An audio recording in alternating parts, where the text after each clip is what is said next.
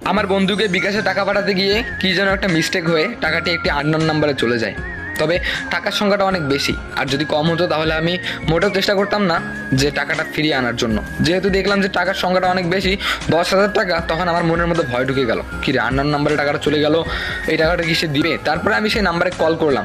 নাম্বারে কল করার সঙ্গে সঙ্গে সে রিসিভ করলো। তবে আমি বললাম যে আসসালামু আলাইকুম, আসলে আপনার নাম্বারে, বিকাশ নাম্বারে মানে মিস্টেক হয়ে 10,000 টাকা চলে গিয়েছে, আপনি যদি টাকাটা ফেরত দিতেন না অনেক খুশি হতাম। তখন দেখলাম যে কোনো সারা শব্দ আসতেছে না। আরে আজব তো, আমি কথা বলতেছি হ্যালো হ্যালো, কোনো সারা শব্দ নেই, আজব তো। তারপরে আমি ফোনটা কেটে দিলাম।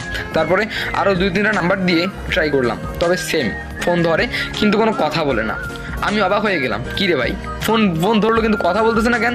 তারপরে আমি আরও 5-6টা নাম্বার দিয়ে ট্রাই করলাম, তবে সেম প্রবলেম, ফোন ধরে কিন্তু কথা বলে না। তারপরে আমি বললাম যে দোস্ত দেখ, একটা মিস্টেক হয়ে গেছে, সেই জন্য আমার টাকাটা অন্য নাম্বারে চলে গেছে, প্লিজ তুই কিছু একটা কর। তখন আমার বন্ধু বললো দাঁড়া, নাম্বারটা আমাকে দে। তারপরে আমি আমার বন্ধুকে নাম্বারটা দিলাম। তারপরে আমার বন্ধু কী যে করলো, সেই নাম্বারের লোকেশন বের ফেললো, নাম্বারটা কোথা থেকে এসেছে। যখন আমি লোকেশনটা দেখলাম, তখন দেখলাম যে কুড়িগ্রাম ধল্লা ব্রিজের পাশে এই লোকেশনটা দেখাচ্ছে। তারপরে আমি আর বন্ধু ঠিক করলাম যে কালকে সকালে ওইখানে যাব, ওইখানে গিয়ে ভালো করে খোঁজ করলেই হয়তো বা বেরিয়ে আসবে। তারপরে সেই লোকটাকে ধরে অনেক শিক্ষা দিব, কারণ মানুষের তো ভুল হতেই পারে, সেই জন্য কি টাকাটা ফেরত দিবে না বলুন?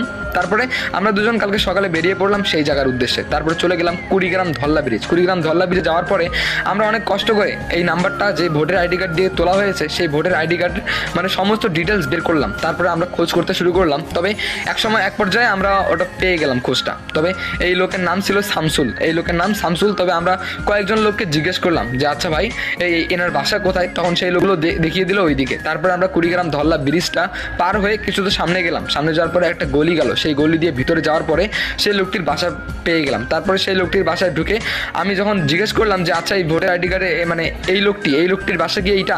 তখন একটা আন্টি বললো যে হ্যাঁ এইটাই। আমি বললাম তাহলে ইনি কোথায়? তখন আন্টি বললো উনি তো এখানে থাকে না, উনি তো কৃষক, উনি তো বাইরে কাজ করতে গেছে। তখন আন্টি বললো আচ্ছা বাবা কি হয়েছে? তখন আমি আন্টিকে সবকিছু খুলে বললাম যে এই নাম্বারে আসলে টাকা চলে গিয়েছে। তখন আন্টি বললো আসলে এই নাম্বারটা তো ওনার কাছে থাকে না।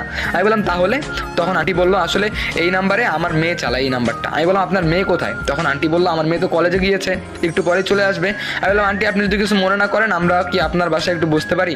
আপনার মেয়ে যদি চলে আসে তাহলে আপনার মেয়ের ফোনটা চেক করে আমাদের 10,000 টাকা ফেরত নিতাম, অনেক খুশি হতাম আর কি দিলে। তখন আন্টি বললো আরে বাবা সমস্যা নেই, বসে থাকো। তারপরে আমরা দুইজন ওখানে বসলাম। আন্টি কিছুক্ষণ পরে নাস্তা নিয়ে আসলো, নাস্তা খেলাম। হঠাৎ করে গেট থেকে ঠুকঠুক আওয়াজ। তারপরে আন্টি গেল গেট খোলার জন্য। গেট খুলে আন্টি বললো যে তোর এতক্ষণ লাগে আসতে? তখন সেই মেয়েটি মিষ্টি গলায় বললো আরে মা রাস্তায় খুব জ্যাম ছিল।